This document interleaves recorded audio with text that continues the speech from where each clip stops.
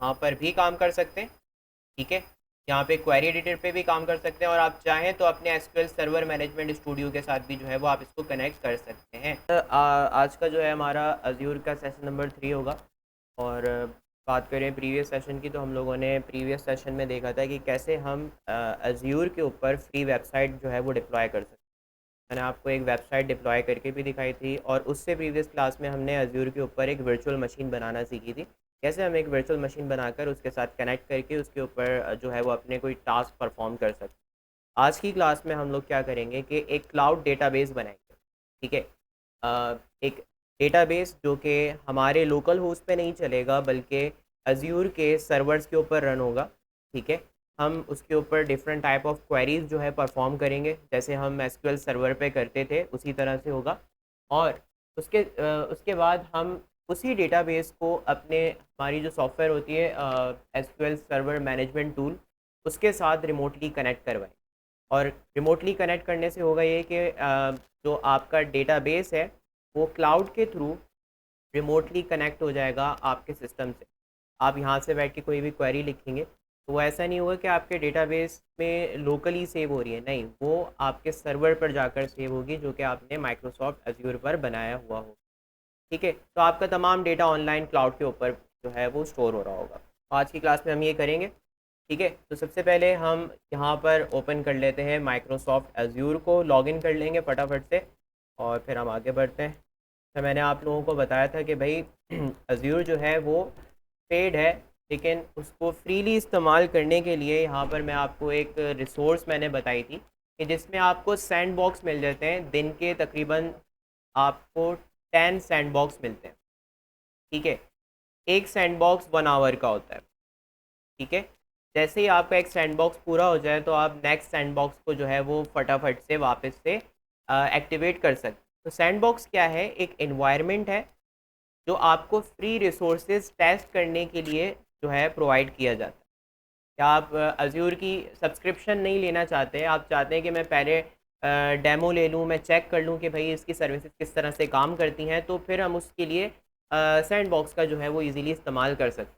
तो मैं आपको जो है वो सैंड बॉक्स के थ्रू आज ये काम करना सिखाऊंगा। सबसे पहले हम लिंक ओपन कर लेते हैं और अपने अज्यूर को कनेक्ट कर, लिंक आप लोगों के साथ शेयर कर दूंगा मैं। ठीक है, तो सबसे पहले ये हमारे पास दो लिंक्स हैं। ठीक है, एक तो ये वाली लिंक आ जाती है जिसके थ्रू हम अपने माइक्रोसॉफ्ट एज्यूर का सैंडबॉक्स एक्टिवेट करते हैं, और दूसरी हमारी पोर्टल की लिंक होती है। तो पहली लिंक हम सबसे पहले ओपन कर लेते हैं।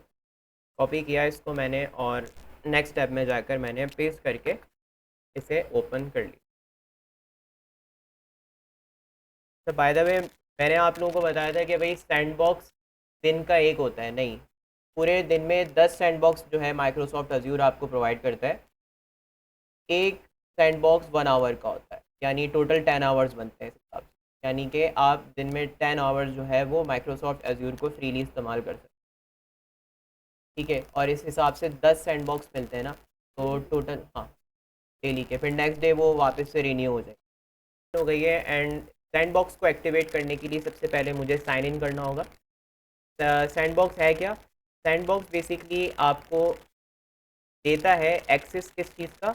अज्यूर की रिसोर्सेज का, यानी अज्यूर जो आपको सर्विसेज वगैरह प्रोवाइड कर रहा है। ठीक है, वालेकुम। अज्यूर जो आपको फ्री सर्विसेज प्रोवाइड कर रहा है उनको टेस्ट आउट करने के लिए बेसिकली हमें सैंडबॉक्स वो इन्वायरमेंट प्रोवाइड कर रहा होता है। सबसे पहले हम जाएंगे और साइन इन करेंगे।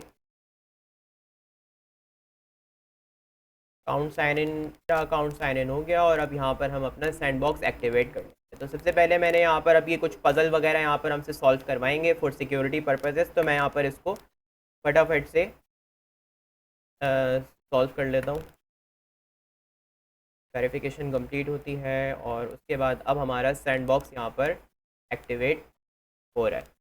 सैंडबॉक्स एक्टिवेट हो रहा है, हम साथ में जो है यहाँ पर अपना पोर्टल ओपन कर लेते हैं। पोर्टल की लिंक जो है वो भी आप लोगों के साथ शेयर कर देंगे। ये होती है portal.azure.com। ठीक है, कॉपी किया मैंने इसको, और नेक्स्ट टैब में हम इसको यहाँ पर ओपन कर लेंगे।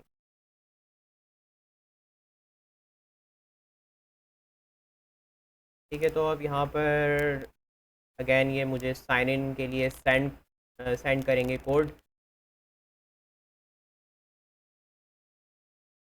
ठीक है, तो मेरा सैंडबॉक्स तो यहाँ पर एक्टिवेट हो गया है। बस अब मुझे यहाँ पर अपना पोर्टल ओपन करना है और मेरे पास 58 मिनट्स है। अभी मेरा एक सैंडबॉक्स एक्टिवेट हुआ है, मेरे पास फर्दर 9 सैंडबॉक्स जो है वो रिमेनिंग है।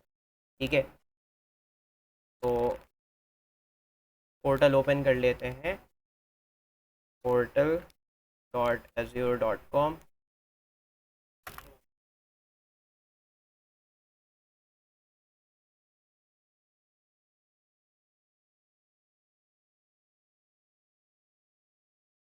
ठीक है, तो हमारा यहाँ पर पोर्टल जो है वो ओपन हो गया है और यहाँ पर माइक्रोसॉफ्ट अज्योर की काफ़ी सारी सर्विसेज आ रही हैं, जिसमें से हमने जो आज यूज़ करनी है वो है एसक्यूएल डेटाबेस। ठीक है, तो देखेंगे कि कैसे हम अब क्लाउड के ऊपर यानी कि अज्योर के ऊपर कैसे अपना फ्री डेटाबेस बना सकते हैं और उसके साथ रिमोटली किस तरह से अपनी जो है वो जो एसक्यूएल सर्वर की एप्लीकेशन होती है उसके साथ इसे किस तरह से कनेक्ट किया जा सकता है। सबसे पहले मैं यहाँ पर क्लिक करूँगा एसक्यूएल डेटाबेसेस पे। ठीक है, तो एसक्यूएल डेटाबेसेस पे टैप करने के बाद अब यहाँ पर हमने कुछ चीज़ें कॉन्फ़िगर करनी होंगी। यहाँ पर हम अपना सबसे पहला डेटाबेस जो है वो क्रिएट करेंगे, तो मैं यहाँ पर क्रिएट के बटन पे प्रेस कर देता हूँ और अब कुछ चीज़ें यहाँ पे हमें कॉन्फ़िगर करनी होंगी, जैसे कि डेटाबेस का नाम क्या होगा, किस सर्वर पर रन होगा। ठीक है, अच्छा यहाँ पर सबसे पहली चीज़ जो माइक्रोसॉफ्ट अज्यूर आपसे पूछता है वो सब्सक्रिप्शन के बारे में पूछता है कि भाई आपने सब्सक्रिप्शन कौन सी ली हुई है। तो हमारी तो सब्सक्रिप्शन फ़िलहाल कोई है नहीं, हम फ्री सर्विस का इस्तेमाल कर रहे हैं यहाँ पर। तो जो कि यहाँ पे कॉन्सियर्ज सब्सक्रिप्शन होती है, जिसका रिसोर्स ग्रुप यहाँ पर क्या है, ये आपके सामने लिखा हुआ है। बेसिकली हम एक लर्निंग अकाउंट के ऊपर कनेक्ट हुए हैं, जिसपे लर्निंग अकाउंट के ऊपर क्या होता है कि आप फ्रीली इनकी कोई सर्विस इस्तेमाल कर सकते हैं फॉर अ लिमिटेड टाइम। ठीक है, तो क्योंकि मैंने सैंडबॉक्स कनेक्ट किया हुआ है तो मैं कुछ टाइम तक इनकी सर्विस का इस्तेमाल कर सकता हूँ। 1 घंटा, फिर दोबारा रिन्यूअल कर लें, 1 घंटा आपको वापस मिल जाएगा। पहले जो ये होता था इनके पुराने वर्जन्स में होता था कि ये 4 आवर्स देते थे। ठीक है, लेकिन अब इन्होंने लिमिट कर दी। अब यहाँ पर सबसे पहली बात आती है कि आप अपने डेटाबेस का नाम दे दें। तो मैं इसको कुछ भी यहाँ पर नाम जो है वो प्रोवाइड कर देता हूँ। लेट्स से मैंने इसको नाम दे दिया एपटेक डीबी। ठीक है, अब यहाँ पर अगली जो चीज़ आती है वो ये कि आप अपने इस डेटाबेस को किस सर्वर पर रन करेंगे। वैसे तो हम लोकल सर्वर पर रन कर रहे होते थे जो एसक्यूएल डेटाबेस बनाते थे पहले, बट अब हम जो यहाँ पर सर्वर चूज़ करेंगे वो माइक्रोसॉफ्ट अज्यूर का सर्वर होगा। ठीक है, तो यहाँ पर फ़िलहाल तो कोई सर्वर अवेलेबल है नहीं, तो मैं यहाँ पर जाकर एक सर्वर क्रिएट कर लेता हूँ। मैं क्रिएट न्यू पे जाऊँगा और क्रिएट न्यू पे जाते हम आ जाएंगे एक अलग विंडो पर। यहाँ पर हमने अपने सर्वर का नाम प्रोवाइड करना है। अब सबसे पहले यहाँ पे हम अपने सर्वर का नाम इसको प्रोवाइड कर देंगे। लेट्स सपोज मैंने इसको नाम दे दिया एपटेक सर्वर। ठीक है, एंड देन यहाँ पर लोकेशन आ रही है कि भाई आपका सर्वर माइक्रोसॉफ्ट के किस डेटा सेंटर पे जाकर कनेक्ट होगा। तो यहाँ पर लोकेशन फ़िलहाल के लिए क्या आ रही है हमारे पास, तो यूनाइटेड स्टेट्स आ रही है। ठीक है, तो इसको यही रहने देंगे।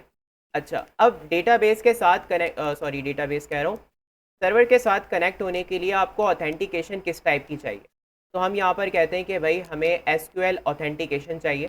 ठीक है, एक तो अज्यूर के थ्रू भी यहाँ पर एक ऑथेंटिकेशन आ रही है माइक्रोसॉफ्ट के, लेकिन हमने फ़िलहाल उसका इस्तेमाल नहीं करना, हम एसक्यूएल के थ्रू ऑथेंटिकेट करेंगे। अब यहाँ पर आपने अपना जो है वो एक यूज़र नेम देना है और एक पासवर्ड जो है वो यहाँ पर देना। याद रखिएगा कि यहाँ पर आप जो यूज़र नेम और पासवर्ड देंगे उसी के थ्रू आप अपने डेटाबेस सर्वर के साथ कनेक्ट हो। ठीक है, तो यहाँ पर मैंने इसको एक सर्वर नेम प्रोवाइड कर दिया, सर्वर एडमिन नेम प्रोवाइड कर दिया। लेट्स सपोज एपटेक 01 कर।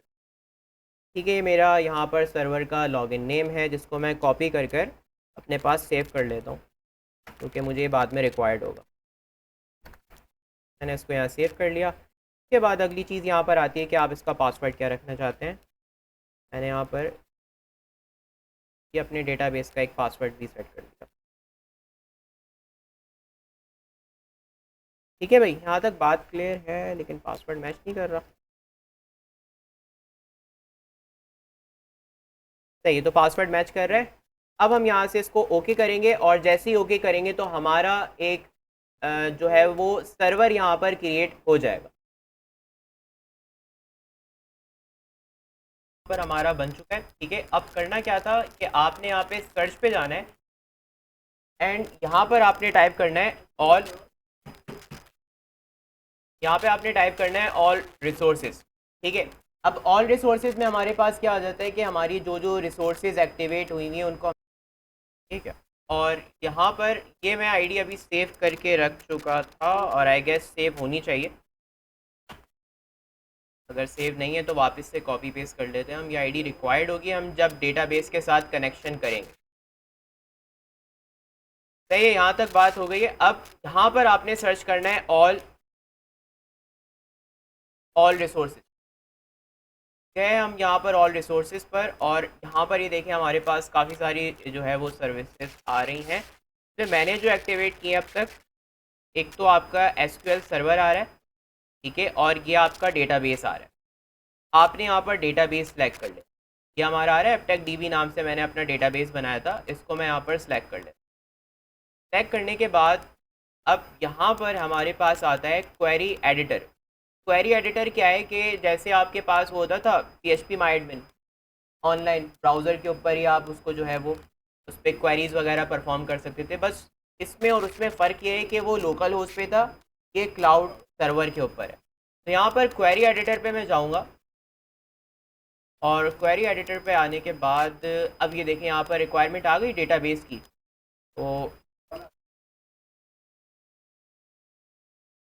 तो यहाँ पर हम अपने डेटाबेस का जो है वो लॉगिन नेम दे देंगे। फायदा वे क्या रखा था, एपटेक 01 आई गेस रखा था।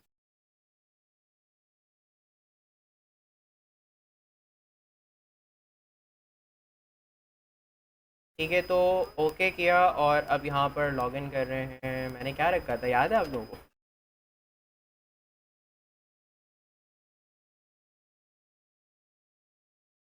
01 था ना?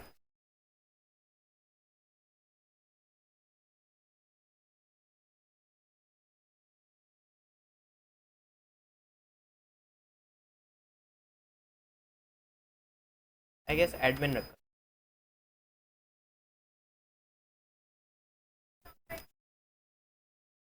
नोट पैड पे मैंने रखा था, रखा तो था, यही है। और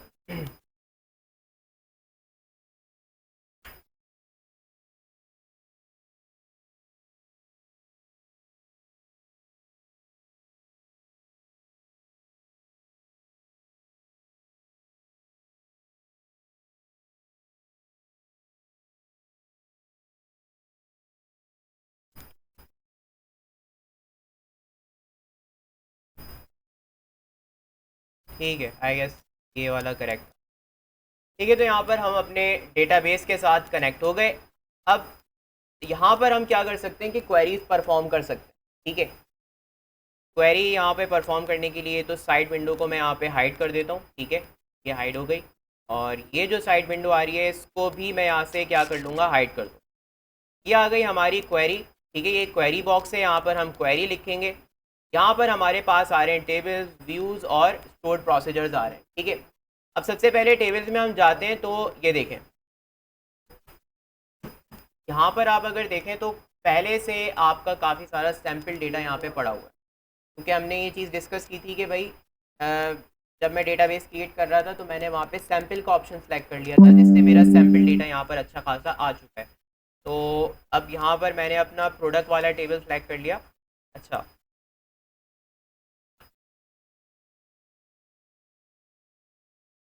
तो यहाँ पर ये क्वेरी तो हमने रन कर ली थी, लेकिन अब हम इसको सर्वर मैनेजमेंट टूल के ऊपर रन कर रहे हैं।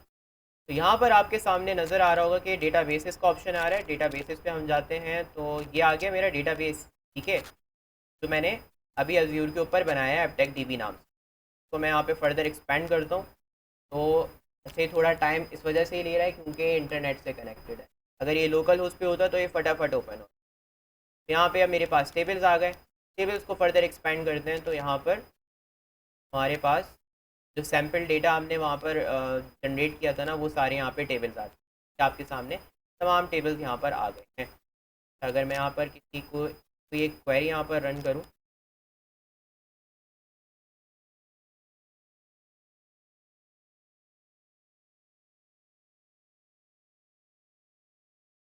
तो क्वेरी पे हम गए और यहाँ पर हम जाकर अपनी क्वेरी टाइप करेंगे। तो जो क्वेरी मैंने फ़िलहाल के लिए यहाँ पर लिखी थी वही क्वेरी मैं यहाँ पर भी अपनी रन कर लेता हूँ। ठीक है, मैंने क्वेरी पेस्ट, मैंने कहा कि प्रोडक्ट वाले टेबल से जो है वो रिज़ल्ट को सिलेक्ट करना है। ठीक है, एंटर प्रेस किया, एग्जीक्यूट पे गए। यहाँ पर हमारे पास तमाम डेटा आ रहा है और ये तमाम डेटा, जितना भी डेटा है, ये सारे का सारा अज्यूर के सर्वर के ऊपर है। ठीक है, ये हमारे पास लोकली नहीं है। तो इस तरह से आप जो है वो यहाँ पर भी काम कर सकते हैं। ठीक है, यहाँ पे क्वेरी एडिटर पे भी काम कर सकते हैं और आप चाहें तो अपने एसक्यूएल सर्वर मैनेजमेंट स्टूडियो के साथ भी जो है वो आप इसको कनेक्ट कर सकते हैं। Is that clear? कोई कन्फ्यूजन तो नहीं है आप लोगों को इसमें? तो अब आप इसको अपनी किसी वेब एप्लीकेशन के साथ कनेक्ट करना चाहते हैं तो वो भी एक अच्छा ऑप्शन रहेगा। ठीक है, तो एक बारी आप लोग ख़ुद से भी इसको एक बार परफॉर्म कर लें। बाकी तो फ़िलहाल के लिए इतना रखते हैं। इस पे आप लोग different type of queries, different data store करके देखिएगा, टेबल्स बना के देखिएगा कि वो किस तरह से